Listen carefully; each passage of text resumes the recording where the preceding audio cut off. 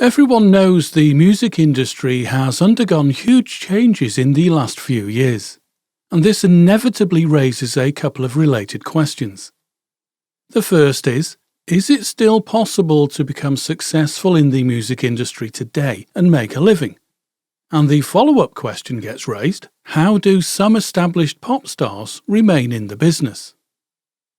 I think those two questions have the same answer. And to provide the answer, let's look at how some music industry heavyweights achieved and retained success.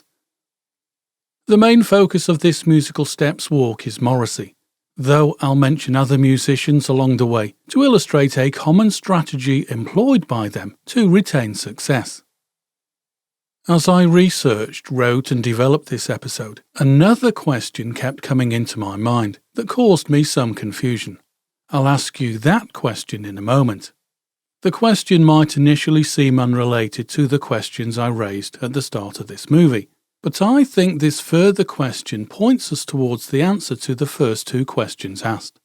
So, with all that in mind, I'll head over to Manchester to make the most of the gap between the mid-October sunshine and the inevitable Mancunian rain as I walk a particular location pertinent to Morrissey. Let's step on.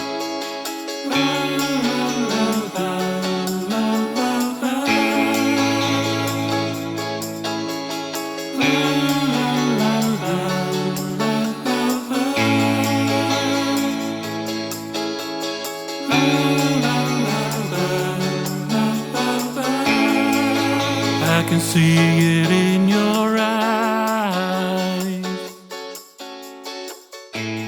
Hello folks, I hope it's all going groovy. I'll start now by asking that question I mentioned a moment ago as we go for a walk where it's quiet and dry and talk about precious things. Here's that question. How easy is it to like the art if the associated artist doesn't align with our views? Now, I'm not talking about mild differences of opinion. I'm talking about wild differences of opinion. As this movie progresses, it's probably inevitable that question might morph or develop into further questions such as, is the artist misunderstood?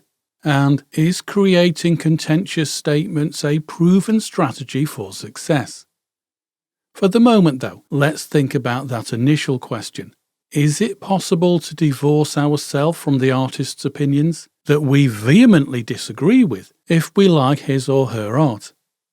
Whilst we consider these questions, I'll haphazardly wander around this delightful mid-October morning sun-dappled square, made famous when a red brick Edwardian building, located just around the corner, appeared on the inside cover of the Smiths' third and critically acclaimed album, The Queen is Dead. We'll see the exact location in a few minutes. As I mentioned, it's just around the corner from this small and quiet park, Regent Square in Salford, a mere 15-second stroll from the ever-cacophonous Regent Road, the A57, that takes traffic in and out of Manchester city centre. I'll step over that way in a moment. Getting back to my question, in terms of music, how easy is it for us to overlook a musician's personal opinions and comments that we oppose if we like their art? In other words, their music. Now obviously good musicians produce great art, and that really should be enough, I suppose. Or do I really think that? Because once the lifestyle and opinions of those musicians are exposed, and if we don't agree with them, do we still feel the same way about their art? As an example, for a period in the mid-1970s, around the time of his 1976 Station to Station album, David Bowie was condemned for apparently expressing favour for fascism. One such example was when he was photographed at the press launch of Station to Station in an open-top German car, wearing clothes redolent of militaristic uniform. This was during one of Bowie's extremely prolonged heavy cocaine addiction periods. Bowie excused himself later by saying he remembers nothing about that time, and he determinedly denounced any inadvertent political positivity for fascism expressed, either in chemically mind-altered ambiguous statements or by the style of clothing worn that was regarded by some as supporting fascism. Part of Bowie's response was he was merely presenting an image. As another example of that question, do Michael Jackson fans overlook the various accusations made about him because they've grown up liking his music? How easy is it to enjoy the music of Michael Jackson if we have knowledge of those accusations? What about musicians that support political views that are not our own? Especially if the views expressed today are antithetical to the views expressed at the start of their music career. Johnny Rotten, formerly of the Sex Pistols, a man that fully understands the power of image and shock tactics, causes much consternation with some of his views today because they seem to be the antithesis of every anti-establishment statement he made in the mid-1970s. How about the main focus of this Musical Steps episode, Morrissey? He's made a number of contentious comments over the years. If we disagree with the comments, do we ignore them because we like the art being produced, the songs? It seems even guitarist and songwriter in the Smiths, Johnny Marr, can't overlook recent statements made and opinions spoken by his former close friend Morrissey. For example, in an interview with Simon Armitage, Morrissey referred to Chinese people as being a subspecies. In isolation, it's hard to defend that word subspecies. However, bearing in mind Morrissey's long-held animal rights views, his perspective is he was actually referring to a population mindset that he opposes, rather than the people themselves, in terms of their cruelty in regard to how they treat animals. Morrissey defended his subspecies comment in a statement. He said, "If anyone has seen the horrific and unwatchable footage of the Chinese cat and dog trade, animals skinned alive, then they could not possibly argue in favour of China as a caring nation." Morrissey continued, "There are no animal protection laws in China, and this results in the worst animal abuse and cruelty on the planet. It is indefensible." So, with that explanation in mind, was Morrissey's subspecies comment merely clumsy and crass? Alternatively, with him being a very intelligent wordsmith, was it purposely provocative to instantly raise awareness and bluntly make his point about animal cruelty? I'm not suggesting this and other provocative statements made by Morrissey were part of a strategy to raise his image. I don't think Morrissey is that facile. Nevertheless, it inadvertently certainly keeps views important to Morrissey firmly in the headlines. Morrissey's interviewer Simon Armitage later said about him, "He's provocative and theatrical, and it was one of dozens of dramatic pronouncements. I'm not an apologist for that kind of remark and couldn't ignore it, but clearly, when it comes to animal rights and animal welfare, he's absolutely unshakable in his beliefs. In his view, if you treat an animal badly, you are less than human. I think that was his point." So, was Morrissey's original comment simply clumsily phrased, rather than racist as some claim?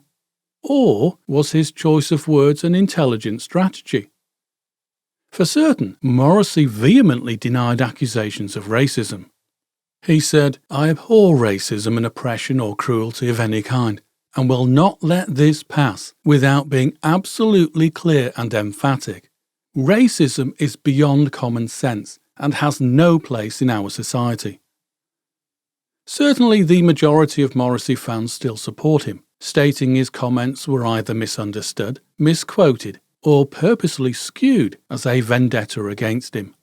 After all, Morrissey has never made any secret of his loathing for certain music journalists, especially those at the NME.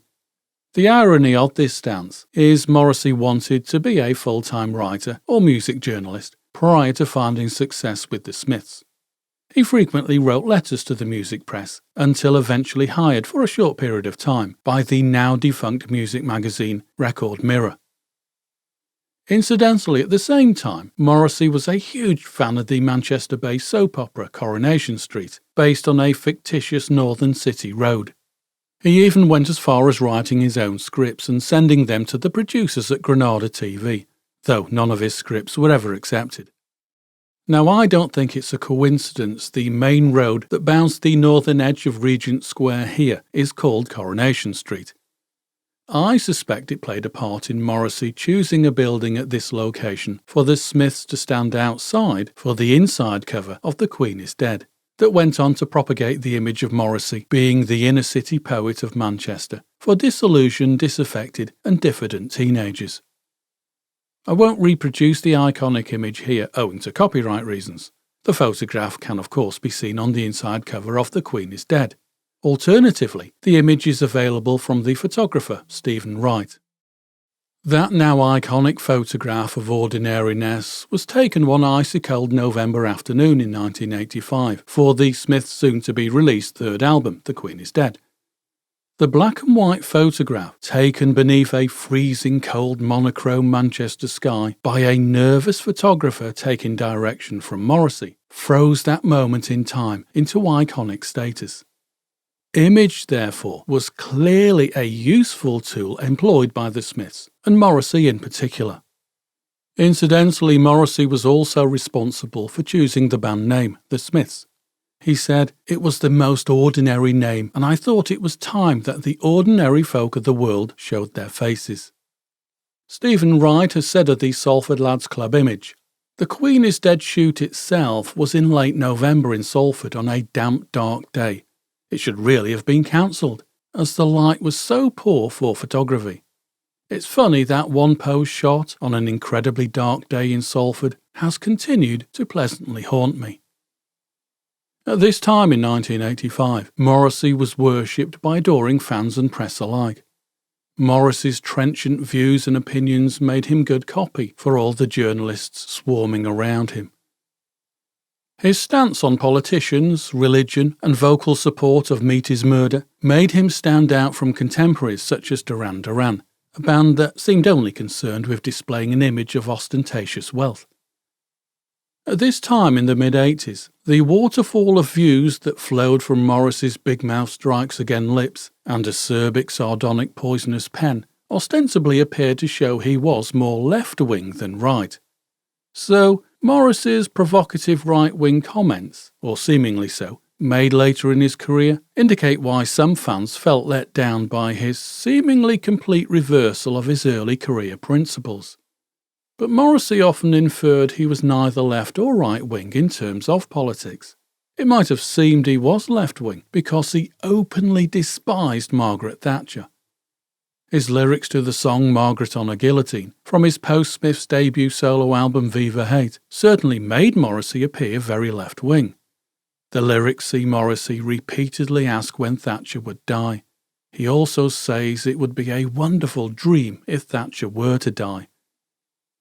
Morrissey opens the song with, "The kind people have a wonderful dream, Margaret on the guillotine." He clearly associates himself and people sharing hatred for Thatcher as being decent, as he refers to them as kind. It must be mentioned that Morrissey was not alone in his hatred of Thatcher. Many other artists express similar views in songs, such as Stand Down Margaret by The Beat, Elvis Costello's two songs, Shipbuilding about the Falkland War and Tramp the Dirt Down, about Costello wanting to live long enough to see Thatcher dead so he could metaphorically dance on her grave. Another anti-Thatcher song from the time of the Falklands War was How Does It Feel to Be the Mother of 1,000 Dead by the Essex-based art collective punk band called Crass that promoted anarchism. Crass lived at an anarchist commune in a 16th century cottage called Dial House near Epping in Essex and chose their band name from the lyric "The Kids Was Just Crass" from David Bowie's Ziggy Stardust. Dial House is a farm cottage that has been a self-sustaining anarchist pacifist open house since 1967 and located in Ongar Great Park. Though there is no direct connection between Crass and Morrissey, it's worth digressing from Morrissey for a moment and looking at the band Crass, because their opinions, statements and methods of creating awareness of their values could help us understand Morrissey's use of contentious comments, and, additionally, how, no matter how unintentional, if a statement or comment can be misunderstood, it most likely will be by some. Ostensibly, that might not seem important, but consider Morrissey's solo song, Jim Jim Falls. That song appears to tell people to commit suicide if they feel that way. It's suggested by many fans the song is more subtle than that, though. The use of lyrical mixed messages to make the listener think hard about an issue is a technique many songwriters have adopted over the years. So, does Morrissey use mixed messages in Jim Jim Falls to express his real intention was to highlight how good living is? It's possible. Nevertheless, some people argue the intended message will likely be lost on someone contemplating suicide, owing to their distressed frame of mind. In Morrissey's defence, there have been no recorded suicides caused by listening to Jim Jim Falls. Clearly, Morrissey knows his fans are more intelligent than suggested by lazy journalists attacking his lyrics. Nevertheless, an issue with an artist's comments or opinions being misunderstood is some people could react and respond to the superficial meaning and not understand or interrogate the intended message. In other words, some people might not understand the nuance of what was expressed. Another danger of this is people that only get the surface meaning of a statement could be extreme in their political views. So, returning to the band Crass, they provide another example of musicians that purposely present opposing or contradictory points of view to illustrate their opinions. All the members of Crass wore black military-style clothing on and off stage. Additionally, they introduced a stage backdrop to their shows that featured a logo design that was often interpreted as a fascist logo because of its militaristic imagery. Crass responded to criticism by saying the intention of their uniform appearance wasn't a promotion of fascism. It was simply a statement against the cult of personality. So, in contrast to most rock bands, no member of the Crass collective could be identified as the leader. Crass believed everybody is equal, there should be no leaders. They also understood image as an attention-grabbing tool. In terms of their logo, Crass said it was an amalgam of several icons of authority, including the Christian cross, the swastika, the Union Jack, and a two-headed Ouroboros that symbolized the idea that power will eventually destroy itself. It seems, therefore, Crass deliberately utilized mixed messaging or contradictory statements to encourage their audience to think about what was being said and to form their own opinions. Using deliberately mixed messaging was clearly part of the Crass strategy of presenting themselves as a barrage of contradictions, challenging audiences to, in the words of one Crass member, make your own fucking minds up. One such barrage of contradictions was their juxtaposition of loudly played aggressive music as an artistic statement or method of promoting a pacifist message. Their 1980 single Bloody Revolutions was a benefit release that raised £20,000. The lyrics were partially a response to violence marring one of their gigs. That gig had been intended as a benefit for a group of anarchists facing conspiracy charges. However, as the gig progressed, anti-fascists in the audience attacked British movement neo-Nazis in attendance. And that mix of ideological opposed audience members at the same gig illustrates the issue with making purposely ambivalent comments or statements. Very different views will likely collide at the same event. Responding to the violence at the gig, Crass afterwards argued organisations such as Rock Against Racism were causing audiences to become polarised into left and right-wing factions, rather than joining together to hear out each other's views. Afterwards, Crass members largely blamed the left-wing elements in the audience for instigating the violence. However, many of the band's left-wing followers felt the band failed to understand the violence to which they were constantly subjected from right-wing audience members. Whatever the rights and wrongs of the situation, subsequent questions about the band were raised in Parliament, and an attempted prosecution by a Conservative Party MP under the UK's Obscene Publications Act for their single How Does It Feel to Be the Mother of 1,000 Dead made Crass question their purpose to exist as an art form. During their 7-year existence, Crass gave away many thousands of pounds to causes ranging from CND to striking miners. Though giving away money to their left-wing chosen causes attracted the attention of MI5, and they were as a result investigated. Crass also rejected offers from major record labels, after the labels promised to help them market revolution, a commercial stance that Crass found utterly repellent. In fact, Crass didn't need the assistance of a cynical mainstream record company to market and make money from their revolution. Crass had become increasingly successful under their own DIY punk ethos and efforts. They sold 20,000 singles in a week, with no advertising and no BBC airplay. They repeatedly managed this by utilising a combination of shock, humour and a provocative graphic style. Ironically, the success Crass increasingly experienced was a situation they weren't entirely comfortable with. They felt their success was a partial sellout of their punk ideals.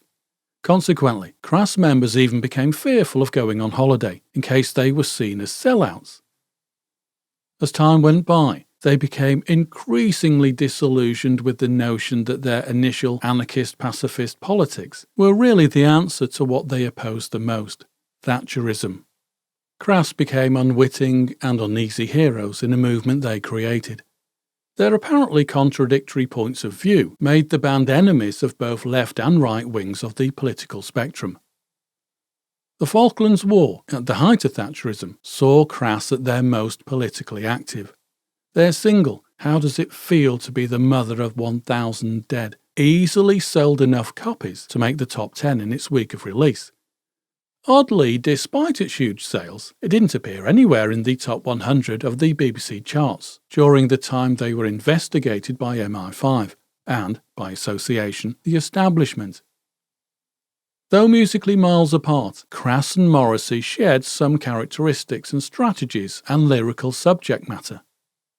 For example, the antipathy and deep-felt repellence of Thatcherism was a political stance Crass shared with Morrissey. Coincidentally, years later, as had happened to Crass, Morrissey too was questioned by MI5 for some of his comments and lyrics. Owing to the blatant lyrical content of Morrissey's Margaret on the Guillotine, wishing for the death of Thatcher, Morrissey had his house searched by the police, as he later documented in his song He Knows I'd Love to See Him.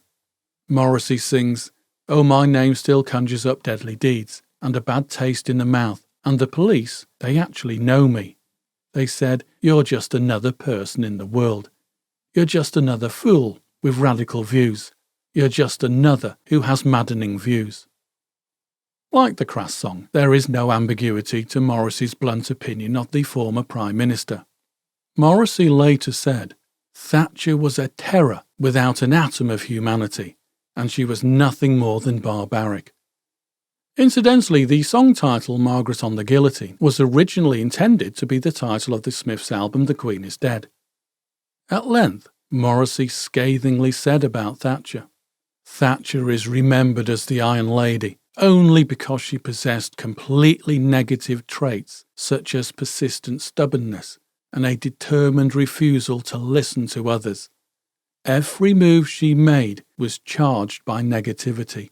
She destroyed the British manufacturing industry. She hated the miners. She hated the arts. She hated the Irish freedom fighters and allowed them to die. She hated the English poor and did nothing at all to help them. She hated Greenpeace and environmental protectionists. She was the only European political leader who opposed a ban on the ivory trade. She had no wit and no warmth, and even her own cabinet booted her out. She gave the order to blow up the Belgrano, even though it was outside of the Malvinas exclusion zone and was sailing away from the islands. When the young Argentinian boys aboard the Belgrano had suffered a most appalling and unjust death, Thatcher gave the thumbs-up sign for the British press. As can be seen, both Morrissey and Crass shared similar opinions concerning Thatcher and the Falklands War. And both Crass and Morrissey purposely utilised provocative statements designed to make the listener ask questions. It's possible to see Morrissey's invective become increasingly harsh because of his opinion of the establishment. He clearly felt that his opinions would always be diluted by the press or used to attack him. Morrissey once said, "The difficulty with giving a comment on Thatcher's death to the British tabloids is that, no matter how calmly and measured you speak, the comment must be reported as an outburst or an explosive attack if your view is not pro-establishment. If you reference the Malvinas, it will be switched to the Falklands, and your Thatcher will be softened to a Maggie." Additionally, Morrissey's gallows humour, disappointed reaction and resulting comments about the Brighton bomb that nearly killed Thatcher understandably led most people to believe he was very left-wing. But I don't think it's anywhere near as simple as that. Morrissey repeatedly denounced politicians from all sides if their actions were in opposition to his beliefs and principles. It's possible this ambivalence to politicians could be traced back to his childhood, about which he said, "No one we knew was on the electoral roll." Stephen Patrick Morrissey was born in Davyhulme, a suburb of Manchester, on the 22nd of May 1959, at what was originally called Davyhulme Park Hospital, before it changed its name to Trafford General Hospital. Davyhulme Park Hospital became the first ever NHS hospital in 1948, 11 years before Morrissey was born, during a difficult birth. In his autobiography, partially as a play on words about his supposed ego, Morrissey said his big head caused complications for his mother during his birth. Reflecting on his early surroundings, Morrissey remarked, "My childhood is streets upon streets upon streets upon streets. Streets to define you and streets to confine you. Fields are places in books." So it was perhaps inevitable Morrissey's inner-city, working-class background made him psychologically associate himself initially with people around him that he socially identified with from an early age. When huge success came with the Smiths, solidified around the time of The Queen is Dead, Morrissey's apparently left-leaning opinions were held up for the world to see. Incidentally, for all its plaudits, The Queen is Dead didn't quite get the top spot of the UK album charts. It reached number 2, beaten to the top position by a Genesis global hit album, far removed from Morrissey and Marr's municipal masterpiece, The Queen is Dead. Nevertheless, they achieved their success by intelligence, great songs, and image. Like many bands previously, the Smiths realised image and music must go hand in glove to be successful. The Smiths, and Morrissey in particular, presented a carefully coordinated image of being anti-image. The 1980s was awash with slickly presented London-based bands like Spandau Ballet and Duran Duran that seemed to revel in ostentatious wealth and lifestyles. By contrast, the colourful and affluent aspiration promoted by London-centric bands was far removed from the grey, often rain-soaked streets of Manchester. In contrast to Simon Le Bon and Tony Hadley and Boy George dressing up in wildly colourful clothes and makeup, Morrissey intentionally chose to drab down as an anti-image statement. In the 1980s, success and affluence were promoted by most bands, and those bands wore colourful and flamboyant clothing and made videos on yachts in spectacular, vivid, aspirational colour. This was their image. However, the Smiths illustrated their disdain with their contrasting image of solemn grey and black clothing, and further mocked by Morrissey's floral embellishments, and a hearing aid that he didn't need. Additionally, Morrissey directed the photoshoot for The Queen is Dead to be a drab black and white image outside Salford Lads Club, as the antithesis of Duran Duran's video for their #1 hit Rio, that saw them sailing around on a yacht in lavish colour, whilst leering lasciviously at scantily dressed women. As a result of the Salford Lads Club photograph wit, Morrissey had the musical world eating from his vegetarian hands, and the fans and critics, for a time, gorged on his every utterance. It must be said, however, despite the Smiths presenting themselves as the antithesis of the flamboyant image of contemporaries such as Spandau Ballet and Duran Duran, Morrissey was intelligent enough to know pop music success requires an image, and therefore cultivated a successful image of anti-image. To be fair, Morrissey doesn't deny his anti-image strategy. Talking about his youthful ambitions of stardom, Morrissey once said, "Pop music was all I ever had, and it was completely entwined with the image of the pop star." From his teenage years, Morrissey knew the power of pop flamboyance. He was a glam rock fan in the 1970s, and particularly liked the very colourful T-Rex, David Bowie, Roxy Music, Sparks, and the New York Dolls. So, Morrissey clearly understood the power of image for pop music's success. But Morrissey took this a step further. He wasn't interested in image just for the sake of it. He developed the idea of having an image as a method of making a statement about beliefs he held. So, as part of using his outspoken image as a technique to highlight principles important to him, does Morrissey purposely provoke comment and outrage to garner attention for his views? Now, I don't know the answer. I'm still confused. On the one hand, I love most of Morrissey's music, certainly the Smiths period, but some of his comments make me uneasy. But is that because I've misunderstood them? The only thing I'm sure of is, whilst writing this Musical Steps episode, I played my copies of those Smiths albums from the 1980s, and they are still brilliant. In 2019, Johnny Marr was asked whether or not he was worried about people viewing the music and legacy of the Smiths differently, given the controversy surrounding Morrissey's political beliefs and statements. Marr replied, "I don't think you can change history. I'm not worried." He went on to say, "Morrissey has got nothing to do with my world or my life. The songs are out there for people to judge, relate to, and hear." Now I'll finish up here with that question still unresolved in my mind. So let me know what you think in the comments section, and like and subscribe should you so desire for further Musical Steps episodes. I'll talk to you again soon. I can see it in your eyes.